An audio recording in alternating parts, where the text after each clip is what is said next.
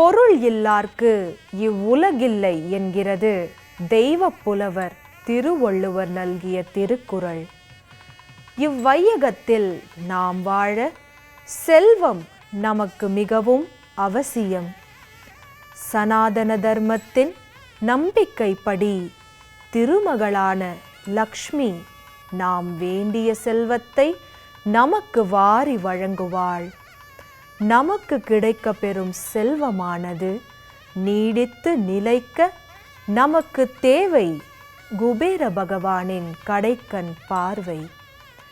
நம் வாழ்க்கைக்கு தேவையான பொருளையும் அருளையும் ஒரு சேர கிடைக்க பெற ஸ்ரீ லக்ஷ்மி குபேரரை இன்று அருள் நேரம் நிகழ்ச்சியில் மனம் குளிர தரிசிப்போம்.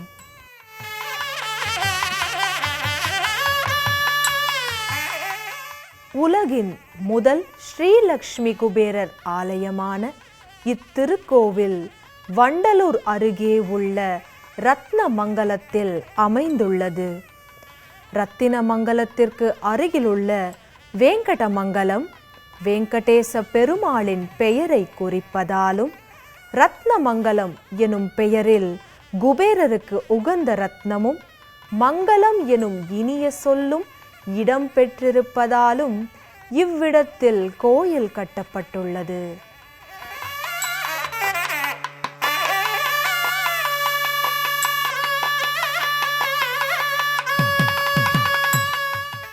ரத்தினமங்கலம் ஸ்ரீ லக்ஷ்மி குபேரர் கோவிலுக்கு உள்ளே சென்றவுடனேயே நல்ல நேரம் ஆரம்பித்து விட்டது. இனி வாழ்நாள் முழுவதும் வசந்தமே என்ற நம்பிக்கை ஏற்படுகிறது. இங்கு நடுநாயகமாக ஸ்ரீ லக்ஷ்மி குபேரர் தன் இணையரான சித்ரலேகா சகிதம் வீற்றிருக்கிறார். குபேர பகவானின் செல்வ செழிப்பை குறிக்கும் விதமாக மூலவர் சன்னதியில் தூண்களும் மேற்சுவரும் ரூபாய் நோட்டுகளாலும் நாணயங்களாலும் அலங்கரிக்கப்பட்டுள்ளன. ஸ்ரீ லக்ஷ்மி குபேரர் திருக்கோயிலின் மேல் சுவரில் 16 லக்ஷ்மிகளின் வடிவங்கள் வரையப்பட்டு உள்ளன.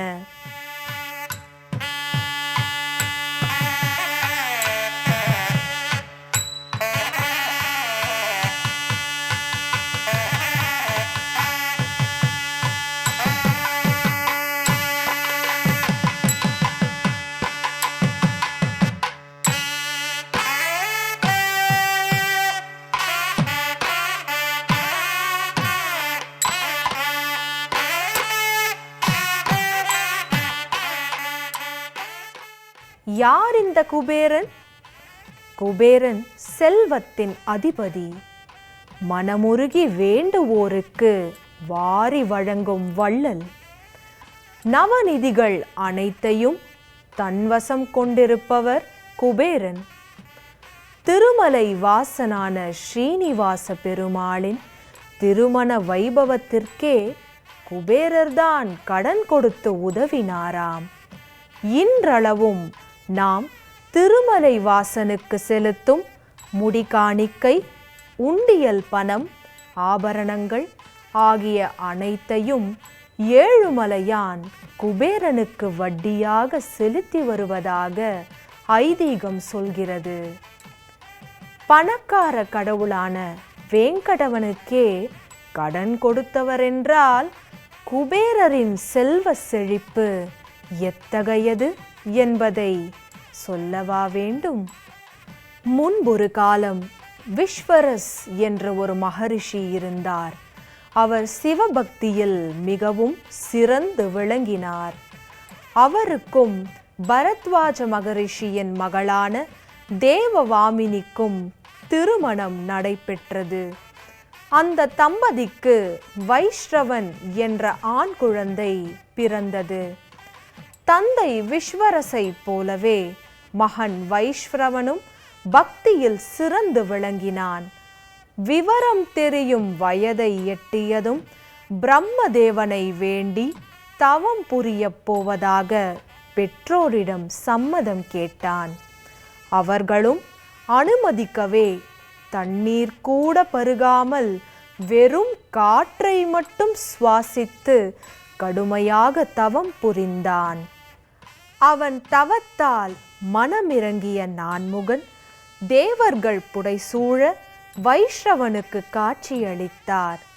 அத்தோடு குபேரன் என திருப்பெயரிட்டு வடதிசைக்கு அதிபதியாக அவனை நியமித்தார். அதோடு புஷ்பக விமானத்தையும் குபேரனுக்கு தந்தார் பிரம்மா. ராவணனின் ஒன்றுவிட்ட சகோதரரான குபேரர் தன் தந்தையின் அறிவுரைப்படி இலங்கைக்கு புஷ்பக விமானத்தில் சென்றார். அந்த புஷ்பக விமானத்தை குபேரனிடமிருந்து ராவணன் பறித்து கொண்டான். சீதையை கடத்திச் செல்ல அதனையே அவன் பயன்படுத்திக் கொண்டான் என ராமாயணம் கூறுகிறது.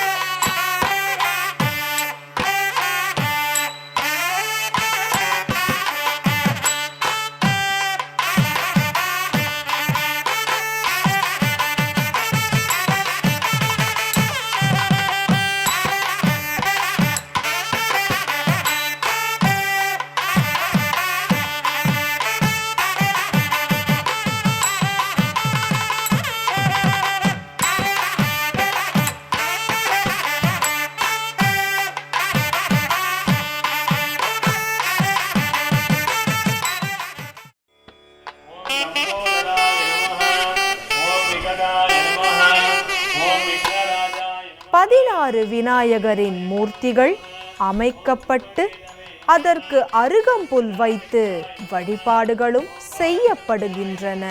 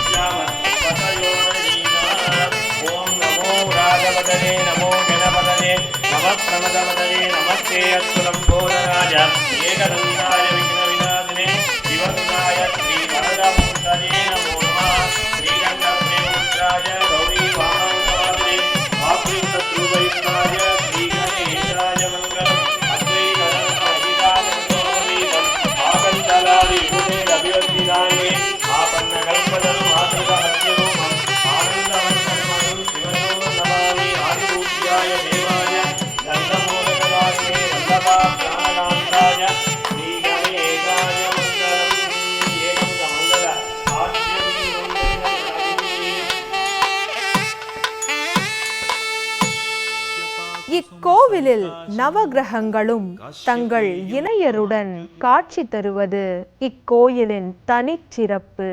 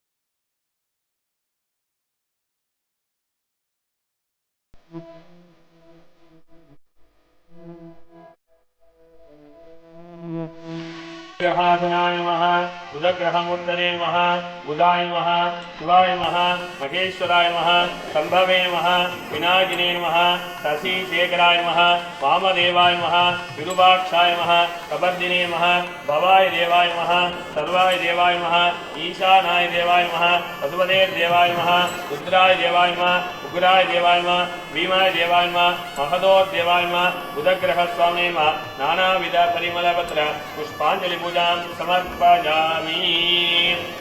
शुक्रग्रहासुराय नमः शुक्रग्रहमुत्तरे नमः शुक्राय नमः सुजये नमः शुभगुणाय नमः शुभदाय नमः शुभलक्षणाय नमः शोभनाक्षाय नमः सुप्रवागनाय नमः शुद्धस्फटिकभास्वराय नमः दीनातिहाराय नमः दैत्यगुरवे नमः देवाभिवन्दिताय नमः काव्यासक्ते नमः कामबालाय नमः कवचे नमः कल्याणदायकाय नमः भद्रमूर्ते नमः भद्रगुणाय नमः भार्गवाय नमः भक्तभावनाय नमः भुवनाध्यक्षाय नमः मुक्तिमुक्तिफलप्रदाय नमः साधुशीलाय नमः साधुरूपाय नमः साधुचंद निबानाय नमः निधने नमः निखिलशास्त्रज्ञाय नमः शुक्रग्रहस्वामिने नमः नानाविध परिमल पत्र पुष्पांजलि पूजां समर्पयामि। ओम आदित्याय नमः ओम सोमाय नमः ओम अंगारकाय नमः ओम बुधाय नमः ओम शुक्राय नमः ओम शनीश्वराय नमः ओम राघवे नमः ओम केतवे नमः आदित्याय च सोमाय मंगलाय बुधाय च गुरु शुक्र शनिभ्यश्च राघवे केतवे नमो नमः।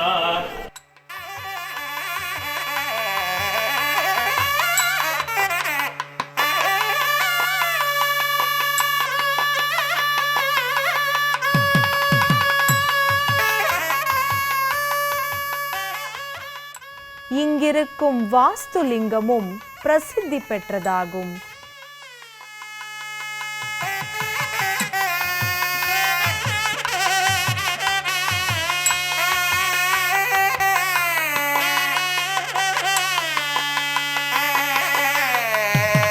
ஸ்ரீ லக்ஷ்மி குபேரர் ஆலயத்தில் பக்தர்கள் பலர் வந்து கோபூஜை செய்வதை வழக்கமாக கொண்டுள்ளனர். இதன் மூலம் நிலையான செல்வம் கிடைக்கும் என்பது நம்பிக்கை.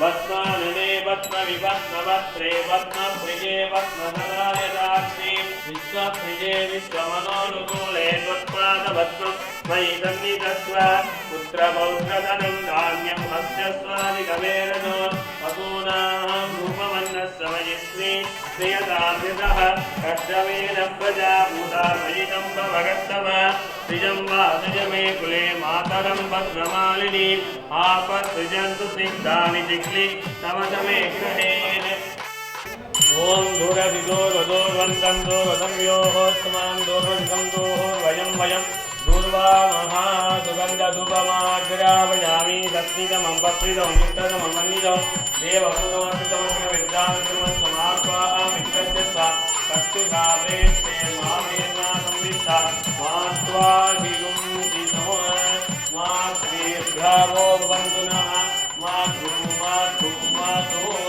कुलगण्डं सर्वमतमिताभागं निवेदयामि नैवेद्यान्तरम् आचमनीयं समर्पयामि. குபேரரை பொறுத்தவரை பௌத்த மதத்திலும் அதிக முக்கியத்துவம் அளிக்கப்படுகிறது. இக்கோயிலில் சீன குபேரர் சன்னதியும் உள்ளது. இங்கிருக்கும் தொட்டியில் நீர் நிரப்பப்பட்டு அதிர்ஷ்டத்தின் சின்னமாக சீனர்களால் நம்பப்படும் ஆமைகளும் மீன்களும் நீரில் விடப்பட்டுள்ளன. இந்த சீன விநாயகர் வயிற்றில் கிச்சு கிச்சு மூட்டுவதைப் போல தடவி கொடுத்தால் அவர் மனமகிழ்ந்து நாம் வேண்டியதை தருவார் என்பது நம்பிக்கை.